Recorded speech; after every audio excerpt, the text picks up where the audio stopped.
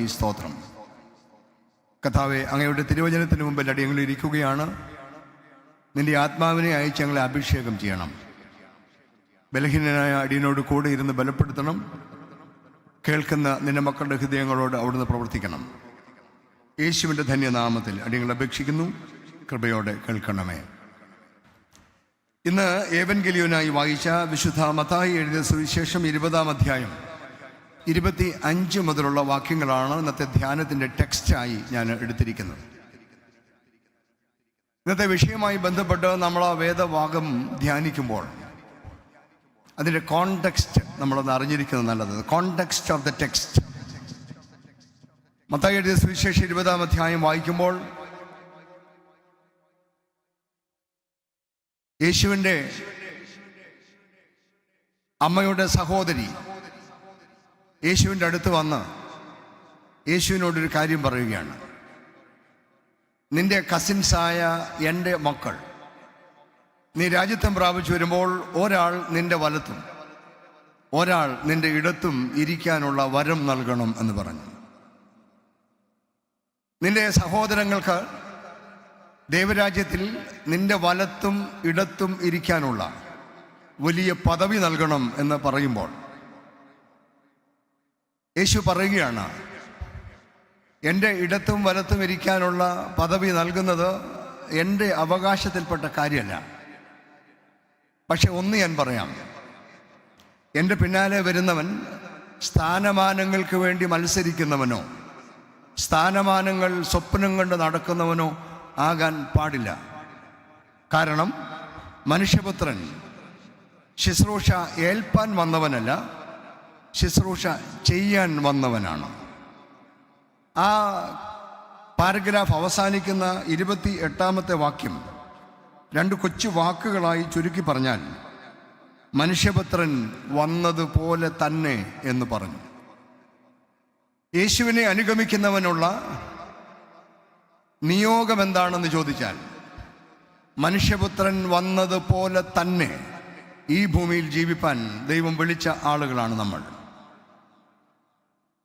എന്നാൽ ഏതാണ്ട് 21 നൂറ്റാണ്ടുകൾ കഴിഞ്ഞിട്ടും സങ്കടകരമായ സത്യം, ഇന്നും വലത്തും ഇടത്തും ഇരിക്കാനുള്ള വ്യഗ്രതയിൽ സ്ഥാനമാനങ്ങൾ അടിച്ചു മാറ്റാനുള്ള ശുശ്രൂഷയായി ക്രിസ്തീയ ശുശ്രൂഷയെ കാണുകയും അതിനുവേണ്ടി മേലധികാരികളെ പ്രീതിപ്പെടുത്തുകയും മേലധികാരികളെ വാഴ്ത്തി പുകഴ്ത്തുകയും ചെയ്ത് ഇടത്തും വലത്തും സീറ്റ് സംഘടിപ്പിക്കാനുള്ള തത്രപ്പാടിലാണ് ഇന്നത്തെ ക്രൈസ്തവ സഭ എത്തിപ്പറ്റിയിരിക്കുന്ന ഏറ്റവും സങ്കടകരമായ ഒരവസ്ഥ.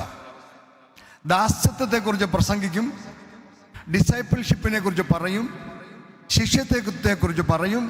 പക്ഷെ നേതാവായിരിക്കാനാണ് എല്ലാവർക്കും ആഗ്രഹം. രാഷ്ട്രീയത്തിലായാലും സഭയിലായാലും സമൂഹത്തിലായാലും മേലധികാരികളെ പ്രീതിപ്പെടുത്തി വലിയ വലിയ വാചകങ്ങൾ വിളിച്ചു പറഞ്ഞ് തിരുവാതിര നടത്തി കാരണഭൂതങ്ങളെ ഉണ്ടാക്കി സ്ഥാനങ്ങൾ അടിച്ചു മാറ്റുന്ന ലോകത്താണ്. അത് രാഷ്ട്രീയത്തിൽ നടക്കുമ്പോൾ നമ്മൾ അവരെ കുറ്റം പറയുമെങ്കിലും ദാസന്മാരുടെ ശുശ്രൂഷ ചെയ്യാനായി ഇടക്കെട്ടും കെട്ടി ഇറങ്ങി ഞങ്ങൾ ഇതിനേക്കാൾ എത്രയോ കഷ്ടമാണ് എന്നോർക്കുമ്പോൾ നിങ്ങളോട് മാപ്പ് ചോദിക്കാൻ മാത്രമേ ഇപ്പോൾ അവസരമുള്ളൂ. കാരണം ശുശ്രൂഷ ചെയ്യാൻ മനസ്സില്ലാതെ ഇടത്തും വലത്തും ഇരിക്കാൻ അവസരം നോക്കി നടക്കുന്ന ഒരു വലിയ സമൂഹത്തിൻ്റെ നടുവിലാണ് നാം ജീവിക്കുന്നത്. ഇന്ന് നമ്മെ ചലഞ്ച് ചെയ്യാനായി സഭ പറയുകയാണ്, ശിഷ്യത്വം ക്രിസ്തുവിനോട് കൂടെ കുരിശിൻ്റെ വഴിയിൽ യാത്ര ചെയ്യുന്നതാണ്. എന്താണ് ക്രിസ്ത്യൻ ഡിസൈപ്പിൾഷിപ്പ്? വളരെ വേഗം 2-3 കാര്യങ്ങൾ നിങ്ങളുടെ ശ്രദ്ധയിൽ കൊണ്ടുവന്ന് അവസാനിപ്പിക്കാം. Self denial is A mark of a disciple. Self denial is A mark of a disciple. ഒരു ശിഷ്യൻ്റെ യോഗ്യത, അടിസ്ഥാന യോഗ്യത സ്വയം ത്യജിക്കാനുള്ള മനസ്സാണ്. ചിലതൊക്കെ വേണ്ടെന്ന് വെക്കാനുള്ള ആത്മധൈര്യമാണ്. ഈ ലോകത്തിൽ ലഭിക്കാവുന്ന ഒരുപാട് കാര്യങ്ങൾ വേണ്ട എന്ന് വെക്കാനുള്ള മനസ്സുള്ളവന് മാത്രമേ കർത്താവിൻ്റെ കുരിശിൻ്റെ വഴിയിൽ യാത്ര ചെയ്യാൻ സാധ്യമാകുകയുള്ളൂ. വേദപുസ്തകത്തിലുടനീളം കൽദയരുടെ പട്ടണമായ ഊരിൽ നിന്ന് ദൈവത്തിൻ്റെ വിളി കേട്ടിറങ്ങിയ അബ്രഹാമിനെ ഉൽപ്പത്തി പുസ്തകം 12-ാം അധ്യായത്തിൽ നമ്മൾ കാണുന്നുണ്ട്. അബ്രഹാമിനെ ദൈവം വിളിക്കുമ്പോൾ അബ്രഹാമിനോട് ദൈവം പറയുന്നൊരു കാര്യമുണ്ട്. നീ നിന്റെ ദേശത്തെയും നിന്റെ ചാർച്ചക്കാരെയും നിന്റെ പിതൃഭവനത്തെയും വിട്ട് ഞാൻ നിന്നെ കാണിപ്പാനിരിക്കുന്ന ദേശത്തേക്ക് പുറപ്പെടുക. വിടുക, വിടുക, അതാണ് ദൈവത്തിൻ്റെ വിളി. പ്രാപിക്കുക, പ്രാപിക്കുക എന്നതാണ് ആധുനിക മുദ്രാവാക്യം. അങ്ങനെ ഇറങ്ങിത്തിരിഞ്ഞ അബ്രഹാം പിതാവിൻ്റെ മക്കളാണ് നമ്മൾ. സ്വന്തം ദേശവും സ്വന്തം നാടും സ്വന്തം കുടുംബവും ഉപേക്ഷിച്ച് ദൈവത്തിൻ്റെ പിറകെ ഇറങ്ങിത്തിരിച്ച അബ്രഹാമിൻ്റെ ബാക്കി പത്രമാണ് നമ്മൾ. പ്രിയപ്പെട്ടവരെ, വേദപുസ്തകം മുഴുവൻ നമ്മൾ നോക്കിയാൽ ഒരുപാട് കാര്യങ്ങൾ പറയാമല്ലോ. കുർബാന മധ്യേ അധികം പ്രസംഗിക്കുന്നത് അധിക പ്രസംഗമാണെന്ന് അറിയാവുന്നതുകൊണ്ട് വളരെ വേഗം ഞാൻ മുന്നോട്ട് നീങ്ങുകയാണ്. പുതിയ നിയമത്തിലേക്ക് വരുമ്പോൾ യേശു തൻ്റെ പരസ്യ ശുശ്രൂഷ ആരംഭിക്കുമ്പോൾ തൻ്റെ ശിഷ്യഗണത്തിലേക്ക് ആളെടുക്കാൻ ആഗ്രഹിച്ച് ഗലീലക്കടലിൻ്റെ കരയിലൂടെ യാത്ര ചെയ്യുമ്പോൾ തങ്ങളുടെ നിത്യവൃത്തിക്കായി ഗലീലക്കടലിൽ മീൻ പിടിച്ചുകൊണ്ടിരുന്ന രണ്ട് സഹോദരന്മാരെ കാണുന്നു. അന്ത്രയോസ്, പത്രോസ് എന്ന് പറയുന്ന രണ്ട് സഹോദരന്മാരെ. അവരെ കണ്ടിട്ട് അവരോട് പറയുകയാണ്, ഫോളോ മീ. അവിടെ എഴുതി വച്ചിരിക്കുന്ന വാചകം അതിഭയങ്കരമാണ്. അവർ ഉടനെ യേശുവിനെ അനുഗമിച്ചു എന്നാണ്. ദേ ഫോളോഡ് അറ്റ് വൺസ് എന്നാണ് അവിടെ എഴുതിയിരിക്കുന്നത്. ആ നിമിഷത്തിൽ വള്ളവും വലയും ഉപേക്ഷിച്ച് കുടുംബത്തിലേക്കുള്ള സന്ധാരണ മാർഗത്തിന് വകയുണ്ടാക്കിക്കൊണ്ടിരുന്നവർ അതുപേക്ഷിച്ച് യേശുവിൻ്റെ പിറകെ ഇറങ്ങുകയാണ്. അല്പം കൂടെ മുന്നോട്ട് ചെല്ലുമ്പോഴാണ് ഇപ്പോൾ ഞാൻ ആദ്യം പ്രതിപാദിച്ച സഹോദരന്മാർ അപ്പനോടൊപ്പം ഇരുന്ന് വല നന്നാക്കിക്കൊണ്ടിരിക്കുന്നത് കണ്ടു. അവരോടും യേശു അതേ വാചകം പറയുകയാണ്, ഫോളോ മീ. അവിടെ എഴുതി വച്ചിരിക്കുന്ന വാചകം അവർ അപ്പനെയും പടകിനെയും വിട്ട് യേശുവിൻ്റെ പിറകെ പോവുകയാണ്. ദൈവരാജ്യം ആരംഭിക്കുന്നത് അങ്ങനെയാണ്. അവരിൽ ഒരാളെക്കുറിച്ചാണ് ഇന്ന് നമ്മൾ ധ്യാനിക്കുന്നതെന്ന് അച്ഛൻ ഓർമ്മിപ്പിച്ചല്ലോ. ആരാണ് കുരിശിൻ്റെ വഴി തിരഞ്ഞെടുക്കാൻ ആഗ്രഹിക്കുന്നവർ? ത്യാഗം സഹിക്കാൻ ആഗ്രഹിക്കുന്നവർ ആരാണ്? സെൽഫ് ഡിനയലാണ് ഒരു ശിഷ്യൻ്റെ മുഖമുദ്ര എന്ന യാഥാർത്ഥ്യം മറക്കരുത്. ഒരു പട്ടാള മേധാവി അന്നത്തെ യുദ്ധതന്ത്രം ചർച്ച ചെയ്യുകയാണ്. ചർച്ച ചെയ്യുമ്പോൾ ഒരാൾ പറഞ്ഞു, എനിക്കൊരു ഐഡിയ ഉണ്ട്. എൻ്റെ ഐഡിയ പ്രാവർത്തികമാക്കാമെങ്കിൽ നമ്മൾ തീർച്ചയായിട്ടും വിജയിക്കും. പക്ഷെ ഒരു കാര്യമുണ്ട്, ചില ആളുകൾ കൊല്ലപ്പെട്ടേക്കാം. പട്ടാള മേധാവിക്ക് ആ നിർദ്ദേശം ഇഷ്ടപ്പെട്ടു. അദ്ദേഹം പറഞ്ഞു, കൊള്ളാം, നിന്റെ പ്രപ്പോസൽ കൊള്ളാം. എനിക്കൊരു ചോദ്യം ചോദിക്കാനുണ്ട്. നിന്റെ പ്രപ്പോസൽ അനുസരിച്ച് നമ്മൾ ജയിക്കും, നമ്മുടെ കുറേ ആളുകൾ നഷ്ടപ്പെടുമെന്ന് പറഞ്ഞല്ലോ, അവരിൽ ഒരാളാകാൻ നീ തയ്യാറാണോ? അവൻ്റെ പ്രപ്പോസൽ അവിടെ തീർന്നു. ആരെങ്കിലും മരിച്ച് നമുക്ക് വിജയം കൈവരിക്കാൻ സാധിക്കുമെങ്കിൽ നല്ലതാണെന്ന് പറയുന്നവനോട് പട്ടാള മേധാവി ചോദിക്കുന്നു, ആ നഷ്ടപ്പെടുന്ന ആളുകളുടെ കൂട്ടത്തിൽ ഒരാളാകാൻ നീ തയ്യാറാണോ? ക്രിസ്തീയ ശിഷ്യത്വം സ്വയം ത്യജിക്കാനുള്ള മനസ്സാണ്. സൗത്ത് ആഫ്രിക്കയിലെ യുവ വക്കീലന്മാരുടെ കൂട്ടത്തിൽ അതിപ്രഗത്ഭനായിരുന്ന ആളാണ് മോഹൻദാസ് കരംചന്ദ് ഗാന്ധി എന്ന് പറയുന്ന മനുഷ്യൻ. ആ മനുഷ്യൻ തൻ്റെ ജീവിതത്തിൻ്റെ സകല മാന്യതകളും സൗകര്യങ്ങളും വലിച്ചെറിഞ്ഞ് ഇന്ത്യ മഹാരാജ്യത്ത് വന്ന് ഒരു പരിധി തുണിയും ദേഹത്തിട്ട് ഇന്ത്യ മുഴുവൻ നടന്ന് പരമഫക്കീറായി ജീവിച്ച മനുഷ്യൻ ഈ രാജ്യത്തിന് സ്വാതന്ത്ര്യം നേടിക്കൊടുത്തു. വേണ്ടെന്ന് വെക്കാൻ മനസ്സുള്ളവനെ കൊണ്ട് ഈ രാജ്യത്ത് എന്തെങ്കിലും നടക്കുകയുള്ളൂ.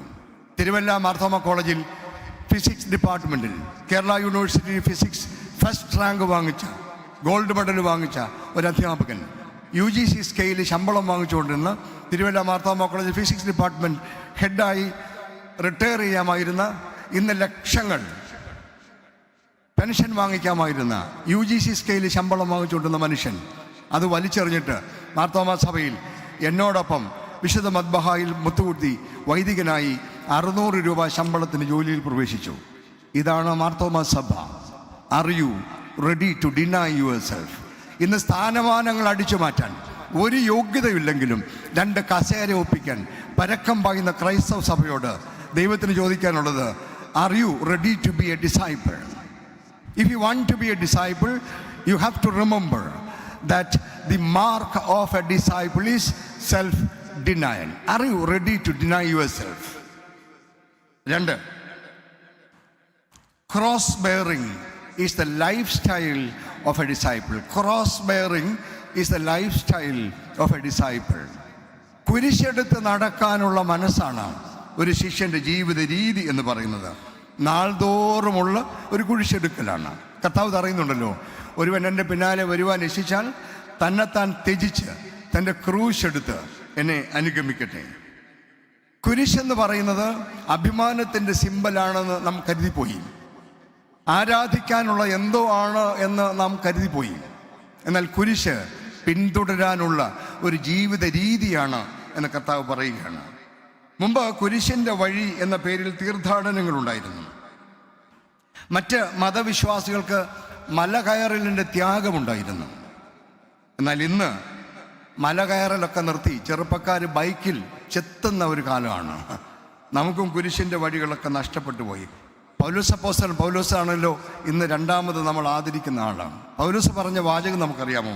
കഷ്ടതയോ സങ്കടമോ ആപത്തോ വാളോ എന്തു തന്നെ ആയാലും അത് കർത്താവിന് വേണ്ടി ഏറ്റെടുക്കാൻ തയ്യാറാവുന്നവനാണ് യഥാർത്ഥ ശിഷ്യൻ. ഗാന്ധി ഫിലിം നമ്മളെല്ലാവരും ആവേശത്തോടെ കണ്ട ഫിലിമാണ്. ഇന്ത്യ ചരിത്രം അറിയാമെങ്കിലും ഗാന്ധി ഫിലിം കണ്ടപ്പോഴാണ് അതിലെ ഒരുപാട് കാര്യങ്ങൾ നമുക്ക് മനസ്സിലാകും. ദണ്ഡി മാർച്ച് നമ്മുടെ എല്ലാം മനസ്സിലുണ്ട്. എൻ്റെ മനസ്സിൽ മായാതെ നിൽക്കുന്നൊരു ചിത്രമാണ്. അവിടെ ഇന്ത്യക്കാർ നിരന്ന് നിന്ന് ബ്രിട്ടീഷ് പട്ടാളക്കാരൻ്റെ തോക്കിൻ്റെ അടി കൊണ്ട് വീഴുന്ന രംഗമുണ്ട്. ആളുകളിങ്ങനെ ലൈനായിട്ട് നിൽക്കുകയാണ്. മുമ്പിൽ നിൽക്കുന്നവൻ അടി കൊണ്ട് വീഴുമ്പോൾ അതിൻ്റെ പുറകെ നിൽക്കുന്നവൻ ധൈര്യമായി ആ സ്ഥാനത്ത് കയറി നിൽക്കുകയാണ്.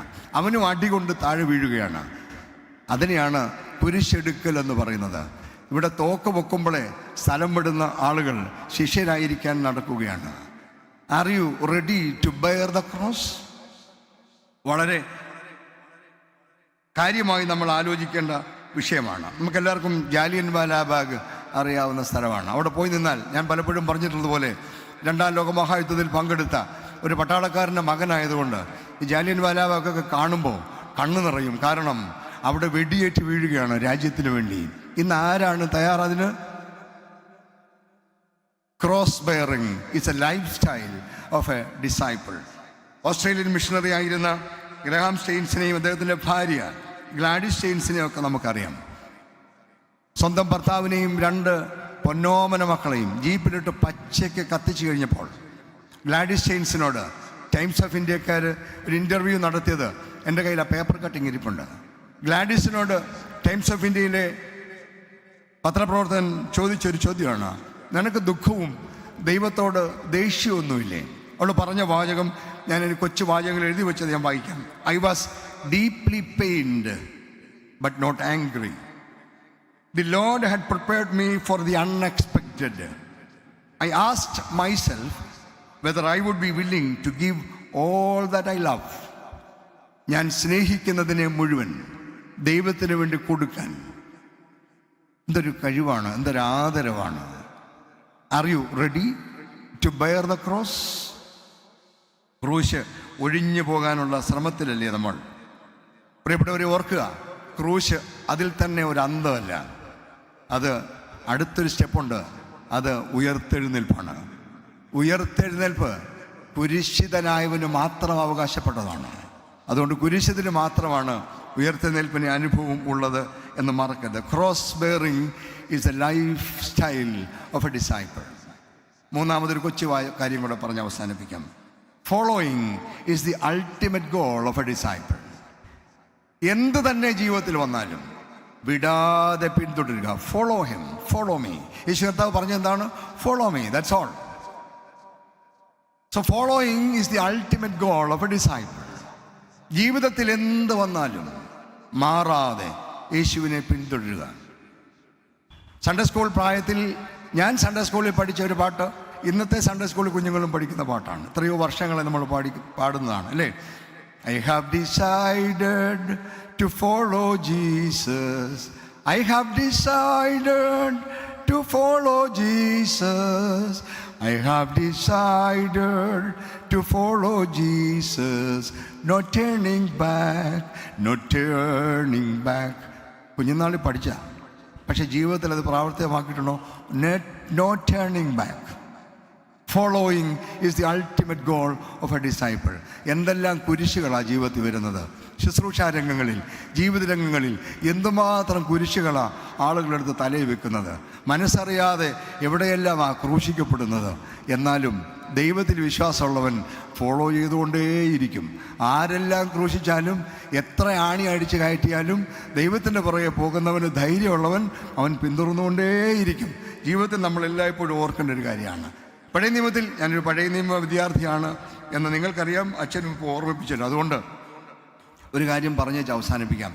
രാജാക്കന്മാരുടെ 2-ാം പുസ്തകത്തിൽ എലിയാവിനെ പിന്തുടരുന്ന എലീശ പ്രവാചകനെ കുറിച്ച് പറയുന്നുണ്ട്. മനോഹരമാണ് ആ വേദഭാഗം വായിക്കാൻ. എലീശ ഒരു കർഷകനായിരുന്നു, നമുക്കറിയാം. കലപ്പയും കാളയും കൊണ്ട് ജീവിച്ച മനുഷ്യനാണ്. എലിയാവ് എലീശായെ വിളിക്കുമ്പോൾ എലീശ എലിയാവിൻ്റെ പുറകെ പോകുന്ന രംഗം രാജാക്കന്മാരുടെ 2-ാം പുസ്തകം 2-ാം അധ്യായത്തിൽ രേഖപ്പെടുത്തിയിട്ടുണ്ട്. അവിടെ എഴുതിയിരിക്കുന്നത് എങ്ങനെയാണ്? എലിയാവിൻ്റെ പിന്നാലെ പോകാൻ എലീശ തീരുമാനിക്കുമ്പോൾ അവൻ തൻ്റെ കാളയും കലപ്പയുമായി വരികയാണ്. ആ കലപ്പ തല്ലി ഒടിച്ച് വിറകാക്കി മാറ്റി ആ കാളയെ അതിന്മേൽ വെച്ച് യാഗം കഴിച്ച് തീർത്ത് എലിയാവിൻ്റെ പിന്നാലെ പോവുകയാണ്. എന്താണ് അതിൻ്റെ അർത്ഥം എന്ന് മനസ്സിലായോ? തന്നെ പുറകോട്ട് വലിക്കാൻ ഒന്നുമുണ്ടാകാൻ പാടില്ല. തൻ്റെ ജീവിത നിവൃത്തിക്ക് വേണ്ടി ഉപയോഗിച്ചിരുന്ന ഈ കലപ്പ ഒടിച്ച് കഷണങ്ങളാക്കി വിറകാക്കി മാറ്റി തന്നെ ഉഴുതുമറിക്കാൻ ഉപയോഗിച്ചിരുന്ന കാളയെ കൊന്ന് അതിൽ വെച്ച് യാഗം കഴിച്ച് ഇനി ഒന്നും ബാക്കിയില്ലാതെ എന്നെ പുറകോട്ട് വലിക്കാൻ ഒന്നുമില്ലാതിരിക്കാൻ മുഴുവൻ സമർപ്പിച്ച് എലിയാവിൻ്റെ പുറകെ ഇറങ്ങുന്ന എലീശയെയാണ് നമ്മൾ കാണുന്നത്. കർത്താവ് പറഞ്ഞിട്ടുണ്ട്, എൻ്റെ പിന്നാലെ വരുന്നവൻ തൻ്റെ അപ്പനെയോ അമ്മയെയോ സഹോദരനെയോ സഹോദരിയെയോ ഓർത്ത് വ്യാകുലപ്പെട്ടാൽ എൻ്റെ പിന്നാലെ വരാൻ സാധ്യമല്ല. കാരണം എന്തെല്ലാം സംഭവിച്ചാലും യേശുവിൻ്റെ പിന്നാലെ പോവുക എന്നത് മാത്രമാണ് ഒരു ശിഷ്യൻ്റെ ഉത്തരവാദിത്വം. അതുകൊണ്ട് എവിടെ വരെ ആയാലും യേശുവിനെ പിന്തുടരാൻ കഴിയുന്നിടത്താണ് ജീവിതം അർത്ഥവത്താകുന്നത് എന്നത് നമ്മൾ ഓർക്കണം. പ്രിയപ്പെട്ടവരെ, ഇന്ന് യേശുവിനെ ആരാധിക്കുന്നവരുടെ എണ്ണം കൂടുകയും അനുഗമിക്കുന്നവരുടെ എണ്ണം കുറയുകയും ചെയ്യുന്ന ഒരു കാലത്ത് നമ്മൾ ജീവിക്കുകയാണ്. ദൈവത്തിൻ്റെ വലിയ കൃപയാൽ 2025 ജൂൺ മാസത്തിൽ മാർത്തോമാ സഭയിൽ 38 വർഷം വൈദിക ശുശ്രൂഷ ചെയ്യാൻ ഭാഗ്യം തന്നു. 39ാമത്തെ വർഷത്തേക്ക് കാലെടുത്ത് വെച്ചു. ഈ 39 വർഷവും എന്തെല്ലാം കുരിശുകൾ ആരെല്ലാം എടുത്ത് തലയിൽ വെച്ചു. എന്തെല്ലാം കുരിശുകളിൽ കർത്താവിനെ 3 ആണി അടിച്ചുള്ളെങ്കിൽ 5 6 അടിച്ച് കയറ്റിയിട്ടുണ്ട്. പക്ഷേ സ്റ്റിൽ ഐ ആം ഫോളോയിങ്. ദൈവം തമ്പുരാൻ ആയുസ് തന്നാൽ ഇനി ഒരു 2.25 വർഷം കൂടെ ഈ ശുശ്രൂഷ രംഗത്ത് തുടരണമെന്ന് ആഗ്രഹമുണ്ട്. എന്തെല്ലാം പ്രശ്നങ്ങളാണ്. അതുകൊണ്ടൊന്നും പതറിപ്പോവുകയോ അതുകൊണ്ടൊന്നും പേടിക്കുകയോ ചെയ്യാൻ സാധ്യമല്ലല്ലോ. കാരണം അവർ ultimate goal is following Jesus. That's all. പ്രിയപ്പെട്ടവരെ, ഞാൻ അവസാനിപ്പിക്കുകയാണ്. ഇന്ന് ക്രിസ്തീയ ശിഷ്യത്വത്തെക്കുറിച്ചാണ് ഞാൻ ചില കാര്യങ്ങൾ നിങ്ങളുടെ ശ്രദ്ധയിൽ കൊണ്ടുവന്നത്. എന്താണ് എന്ന് മനസ്സിലായെന്ന് വിചാരിക്കുന്നു. ക്രിസ്തീയ ശിഷ്യത്വം അച്ഛന്മാർക്കോ ഉപദേശിമാർക്കോ വേണ്ടി മാത്രമുള്ളതല്ലല്ലോ, നമുക്കെല്ലാവർക്കും വേണ്ടിയുള്ളതാണ്. നമ്മളെല്ലാവരും കർത്താവിനെ അനുഗമിക്കുന്നവരാണല്ലോ. നമ്മളെല്ലാവരും കർത്താവിനെ അനുഗമിക്കുന്നവരാണെങ്കിൽ ഇത് നമ്മൾ മറക്കാൻ പാടില്ല. Self denial is the mark of a disciple. Cross bearing is the life style of a disciple. Following is the ultimate goal of a disciple. ദൈവം തമ്പുരാൻ നമ്മെ സമൃദ്ധമായി അനുഗ്രഹിക്കട്ടെ. Thank you for your patient hearing. God bless you.